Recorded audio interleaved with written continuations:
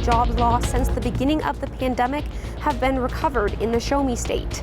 I'm Bronte Sorotsky with how Joplin is one of many cities leading the way in job recovery. A former U.S. Marine is released in a prisoner exchange with Russia. I'm Lauren Blanchard in Washington. I'll have more on what his family had to say coming up. The 4 states' most watched news starts now. Thank you for joining us tonight. I'm Jordan Albee. Authorities say a body is found after a tip led them to a well in Newton County, Missouri. The property is at 2364 Crane Drive, an area southeast of Seneca. Officials began digging there yesterday. Sheriff Chris Jennings would not speculate about the body's identity, but believes it is a male and victim of a recent crime. Well, yesterday we received reliable information that there was a body in a well here on this property. We started digging yesterday with heavy equipment, couldn't quite get the depth we needed. So today tried a different approach with an auger, and we now have recovered a body. Still working on it right now, but we have definitely recovered human remains. Now, when asked about suspects, Sheriff Jennings said he didn't want to name anyone to protect the investigation, but did say officials are well aware of the people living on this property. Police in Joplin say a woman died after crashing her vehicle while suffering a medical emergency. Happened on Friday.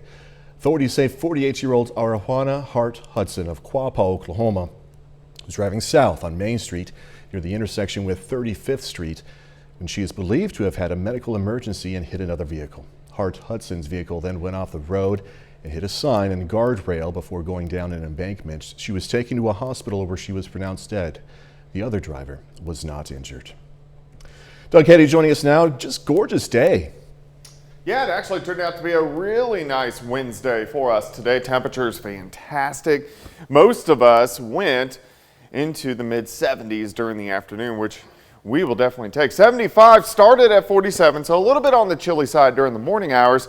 We've had some clouds kind of working in over the past couple hours. Thunderstorms building southern parts of Kansas down through the panhandles of Oklahoma and Texas, and those thunderstorms will head toward us late tonight into tomorrow morning, but temperatures still pretty good. Most of us are sitting into the 60s. We'll talk about plenty of chances for thunderstorms here in just a bit. Doug, thank you. According to a report from the Missouri Chamber, Missouri has recovered 95% of jobs lost since the start of this pandemic. That report also found that Joplin is one of a few cities outpacing the national average in job recovery. KOM's Bronte Sorotsky spoke with the Joplin Area Chamber, also a local company, about the growth's impact on the area. The pandemic caused economic hardship for many, and while some places were able to bounce back quickly, others haven't been as lucky. A recent report from the Missouri Chamber shows the state has recovered more than 95% of jobs lost since the pandemic began. And one of the cities leading that recovery is Joplin. We have seen tremendous growth in our area and have fully recovered from the pandemic and are back up to our pre-pandemic numbers and are excited to be the community that's leading the state. According to the Joplin Area Chamber, the unemployment rate is 2.35%. We have a pretty low unemployment rate, but we're seeing expansion with existing industry and interest as far as from outside areas wanting to expand their businesses in the Joplin market. Red Collar Pet Foods is looking to bring down that unemployment rate even more, and they're doing so with the help of the Joplin Humane Society. We are shooting to fill 45 positions between our Joplin site and also our Miami, Oklahoma site, ranging from entry-level production positions, all the way up to skilled labor positions. So for every offer of employment that we have, we will be sponsoring an adoption here at the Joplin Humane Society. That sponsorship, while acting as a hiring incentive, will then help a pet get adopted. We have had an issue with getting pets out, getting pets adopted, and that's not just us, it's all these shelters in the area. They've seen a decrease in adoptions, so we're really trying our hardest to get these animals out into loving forever homes. Slivka says Joplin's low unemployment rate only shows that Joplin's job growth has only increased following pandemic lows and continues to do so. In Joplin, Bronte Sorotsky, KOAM News. Other Missouri cities leading job recovery in the state include Springfield and Columbia. Fletcher Auto Group in Joplin today made a donation to a local charity. The company donated more than $18,000 to the Ronald McDonald House. They've had a relationship now for more than 8 years. The funds are going to help continue the charity's mission to support families in need. Pain at the pump continues for millions of Americans across the country despite crude oil prices trickling down. Democratic lawmakers now looking at ways to alleviate the price of gas as we approach those summer months. Fox Business Network's Jackie DeAngelis has this story. Gas prices are continuing to decline since peaking nationwide over a month ago. According to AAA, the national average of regular grade gas dropped nearly 10 cents from last month to $4.13 a gallon. Despite the drop, some drivers say prices are not falling fast enough. Gas is so stressful now, it's just fill up and go, because the more you stay there, the more stressful it is. Top Democrats are now stepping in to try to alleviate the pain at the pump for millions of Americans. House Speaker Nancy Pelosi and Senate Majority Leader Chuck Schumer gathered this week to discuss ways to reduce gas prices ahead of the summer travel surge. We'll continue working on legislation to lower costs and improve Americans' daily lives. That's one of our primary focuses. But Republicans blame the Biden administration and their policies for the spike at the pump. Your gasoline price wasn't this high.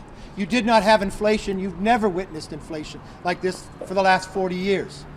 Meanwhile, in Connecticut, nearly 200 people have submitted complaints to the state's attorney general about price gouging. Drivers are concerned that retailers are not abiding by a recent measure that temporarily suspended the state's gas tax. Officials say it's too soon to determine if any stations have broken the law. The problem is education. We all know the price is going higher. The price should be a lot higher than what it is today. The House Democratic Caucus says that they hope to introduce a gas relief bill in the coming weeks, but did not give an exact timeline. In New York, Jackie DeAngelis, Fox Business. A rare moment of cooperation between the United States and Russia. The Biden administration today announcing the release of a Marine veteran who'd been in prison by Moscow for nearly 3 years. In exchange, the U.S. agreed to return a convicted Russian drug trafficker serving a long prison sentence here in the U.S. Fox News correspondent Lauren Blanchard has more details from Washington. The administration announcing they have successfully conducted a prisoner swap with Russia at a time when the relationship between the two nations is at its lowest with the war in Ukraine. My constituent, Trevor Reed, a Texan, a Marine, and a patriot, has been released from a Russian prison after being held for an anguishing 985 days as a political pawn. American Trevor Reed on his way home. He was 3 years into a 9-year sentence for allegedly drunkenly assaulting a Russian officer, which the U.S. said was unjust and his parents believed him innocent. Trevor was in good spirits. He's looking forward, as you might imagine, to being reunited with his family. Reed's release in exchange for a convicted Russian drug trafficker serving a 20-year sentence in the U.S. Konstantin Yaroshenko had already served more than half of that sentence. Reed's family, who has fought for his release since he was arrested in 2019, celebrated the news. Finally, after waiting all this time, I'm going to be able to hug my kid, put my arms around him. The swap could be a good sign for other Americans detained in Russia. However, the administration does not believe it is a sign of improving relations or a breakthrough with the war in Ukraine. This was about one issue and topic, and I don't think we should read into it further. Reed was not the last American being held by the Russians. Paul Whelan and WNBA star Brittany Griner remain behind bars. In Washington, Lauren Blanchard, Fox News. KOM News at 9 on Fox 14 takes this time now to honor another four-state hero. Clarence Nichols served in the U.S. Army, native of Nevada, Missouri. Nichols was stationed in France, Belgium, Holland, and Germany, earning several awards. And we are very proud to thank and salute Corporal Clarence Nichols. He's tonight's four-state hero. Doug Katie's next with a complete look at the forecast, and later, Pitt State baseball hitting the field for their final home game of the regular season. We're going to have highlights in sports.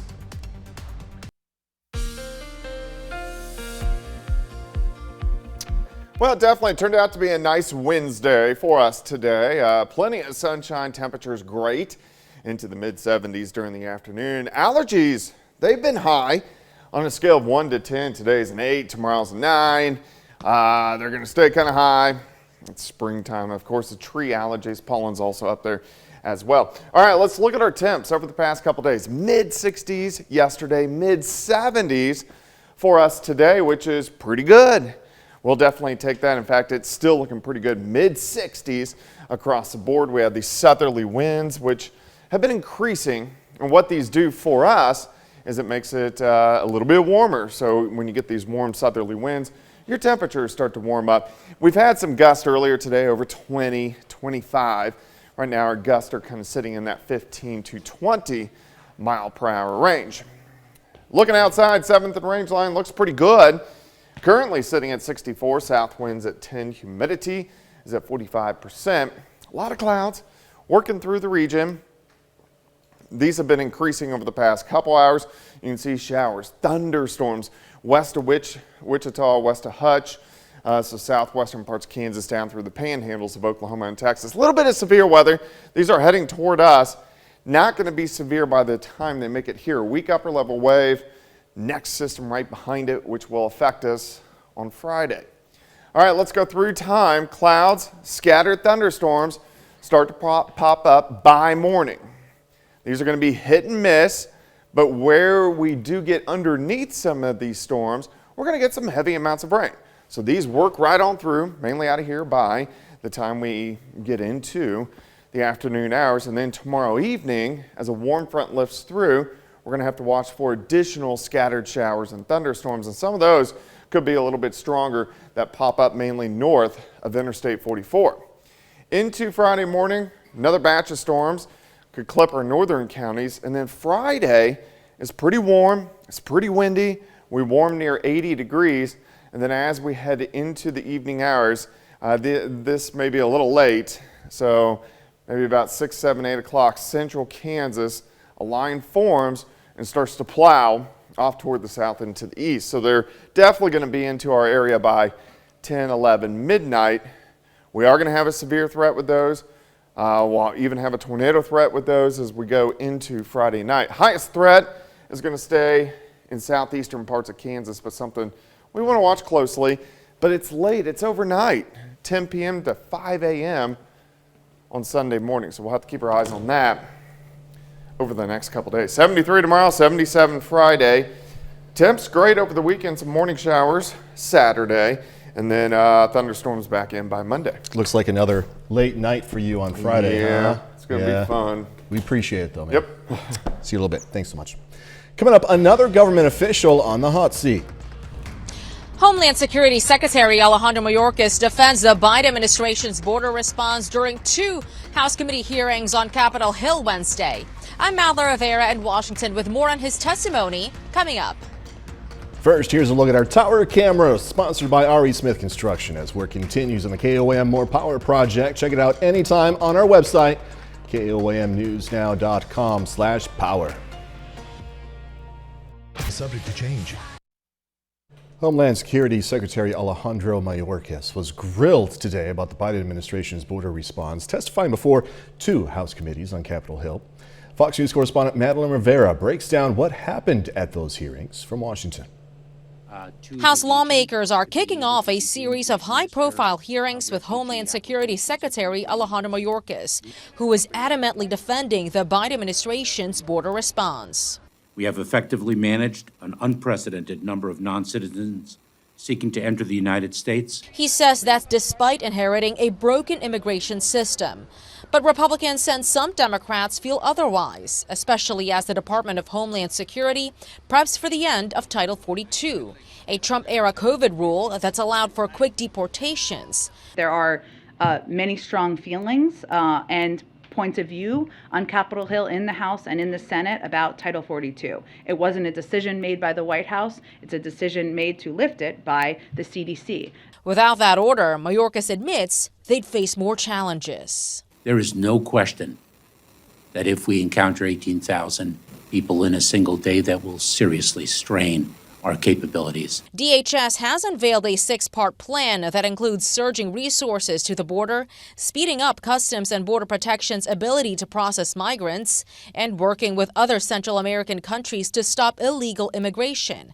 But several GOP members are taking aim at that proposal. That is an immigration plan. That is not a border security plan. It sounds a lot like the plan currently in place, which is simply to expedite people coming through the process. Mayorkas is expected to face another round of tough questions when he testifies before the House Judiciary Committee on Thursday. In Washington, Mallory Rivera, Fox News. Still ahead, the story of a sanitation worker who found an American flag in the trash. Now, what he did next may have started out unusual, but it ended up as a lesson. Fox. Sanitation worker in Utah is sharing a patriotic message after unknowingly being recorded taking an American flag out of someone's trash. Jenna Bree has more. I'm the go-to guy. Something needs done, they come to me and I take care of it. Don Gardner spends anywhere from 8 to 12 hours in his truck every day.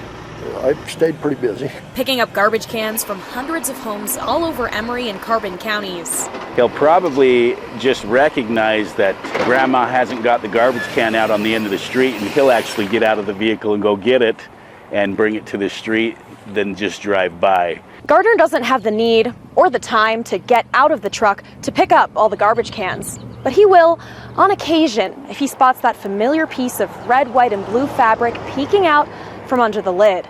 I took an oath once to defend this country and our flag, and I still do. Last week, a neighbor spied the Marine Corps veteran taking an American flag out of the trash and folding it.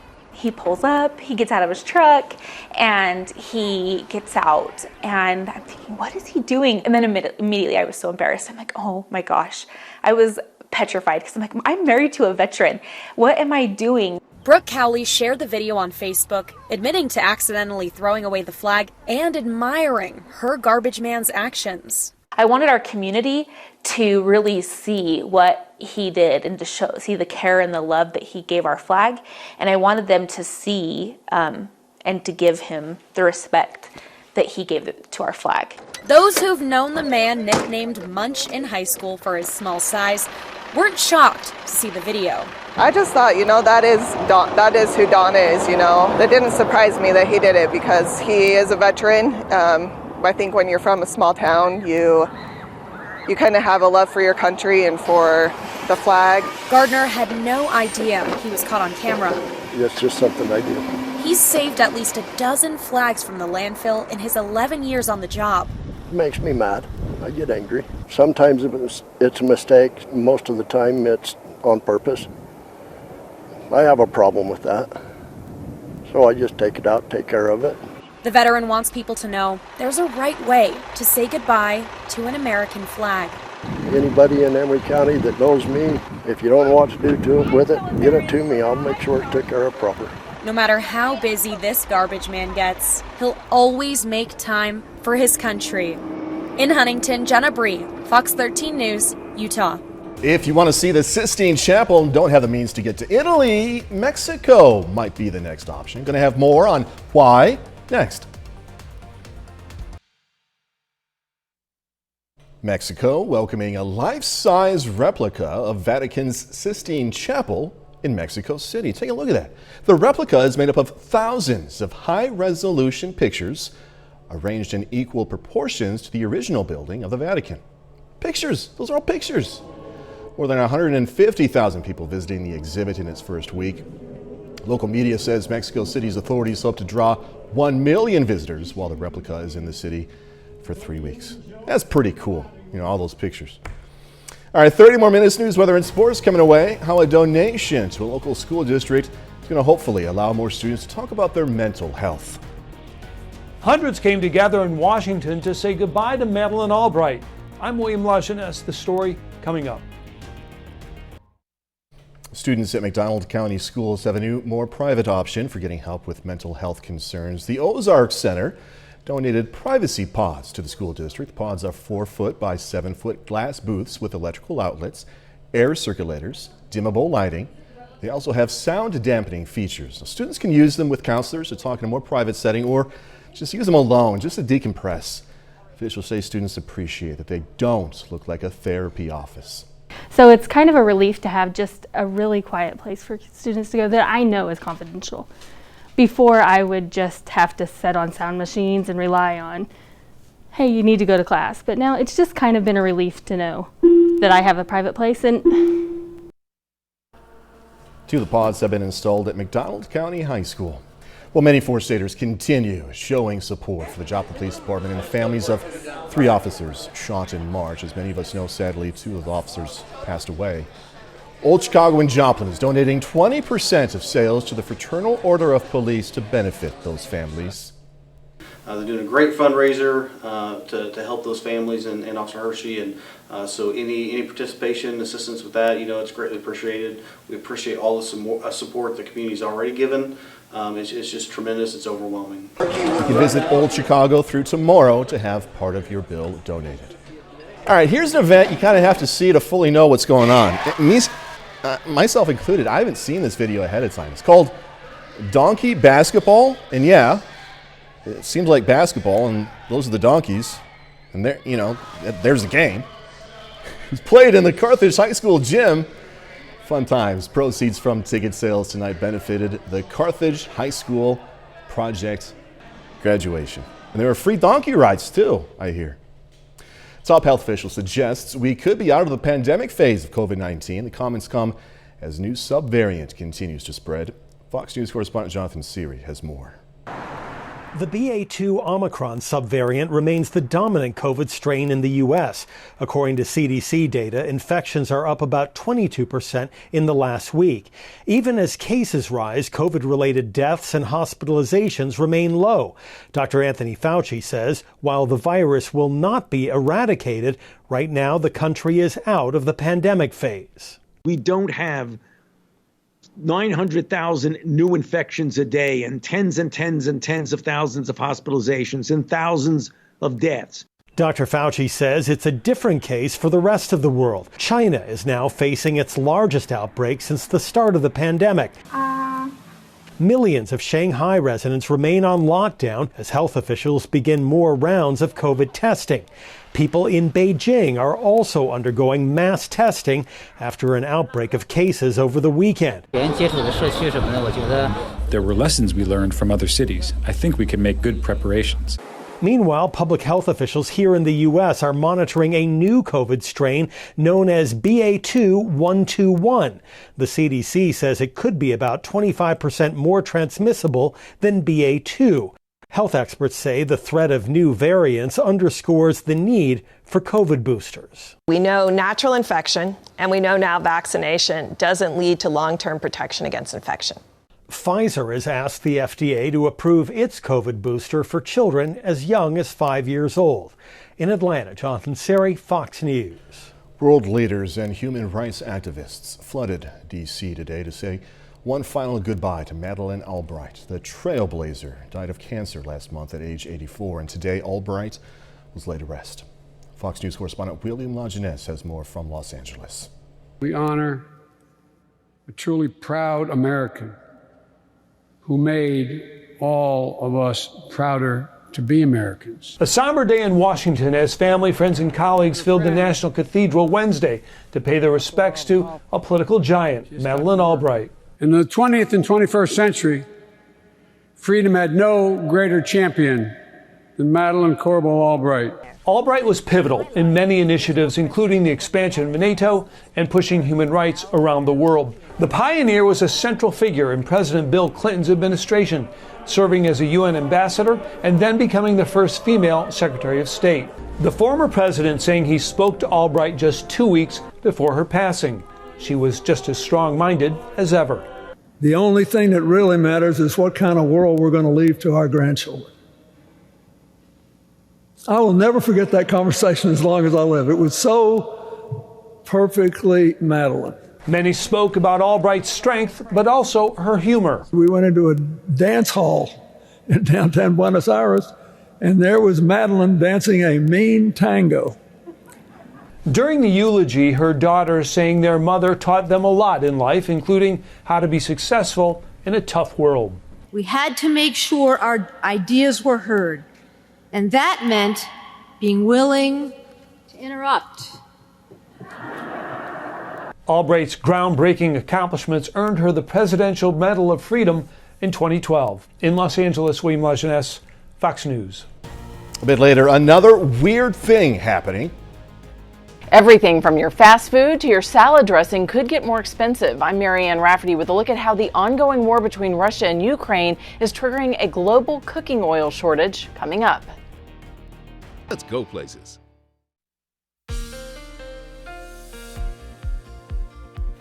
Well, it definitely turned out to be a nice day for us today. Temperature is fantastic as we warmed into the mid-70s during the afternoon. Plenty of sunshine. Allergies out there as well on a scale of 1 to 10. Today's an 8, tomorrow's a 9. Tree allergies, pollen, all that wonderful jazz, which we are going to continue to see as we go through the next few days. All right, mid-60s yesterday. We jumped into the mid-70s for us today, which is pretty good. And we're going to continue to see really nice temperatures over the next couple days. Southerly winds kind of keeping those temps up. Mid-60s for you right now. South winds 10 to 20, and then we're getting some gusts kind of in that 15 to 25 mile per hour range. Let's go outside. Here's 7th and range line 64, south winds at 10, humidity is at 45%. Nothing's going on here, but you don't have to travel far. Here's Wichita, west of Hutch. You can see this band showers, thunderstorms, some severe weather stretches down through the panhandles of Oklahoma and Texas. But this whole band is heading toward us, and it's going to give us scattered thunderstorms, but not till daybreak. So we're fine as we go through the overnight hours tonight as this weak wave shoots on by. Right behind it, we have our next storm system, which is going to start to build in as we go into the daytime hours, or actually evening and overnight hours on Friday. All right, let's go to tomorrow morning. Here's 7 a.m. Scattered thunderstorms popping up. Nothing strong, nothing severe, little loud, yes. These are going to push through. They're gone by the afternoon. Our temperatures may be a little bit cooler than what we saw today because of those hit and miss storms that will start to pop up again late in the afternoon. South winds at about 10 to 20. As we go into the evening hours, a warm front lifts north. Along the front, we're going to have some scattered thunderstorms through tomorrow evening. Those may be a little stronger, maybe a couple low-grade severe storms. Thunderstorms tomorrow night, mainly near Kansas City, so they just clip our northern counties, and then we heat up. Warm, windy on Friday. Here's where it gets interesting. We have a strong cap in place, meaning thunderstorms can't get going. The cap, here's 4:30, starts to break, and it breaks very quickly. So we're going to have tornadic storms out across central Kansas, and then a big line is going to plow in. And this is going to be late. So we're going to have a tornado threat as we go into Friday night and early Saturday morning as this line plows toward the south and to the east. Severe threat, I think this is going to tick up a little bit. I'm keeping all the threats low, but I'm sure these are going to go up a little bit as we go into tomorrow night. But really, western counties by 10 p.m., and it could go till 5 or 6 o'clock in the morning on Saturday. So that's the next big system we want to keep our eyes on. 73 tomorrow, 77 on Friday, 72. Morning thunderstorms Saturday. Then most of the weekend looks pretty good. Yeah, the future track, though, the storms Friday night. My gosh. Yeah, if that cap breaks, which it looks like it will now, didn't look so positive yesterday, there's going to be some trouble. All right, Doug, thanks so much. All right, coming up in sports, Pitt State baseball playing their final home game of the regular season against Missouri S&T, plus a story of determination for a Cherryvale High School softball player. Jacob Leonard has that story and more next.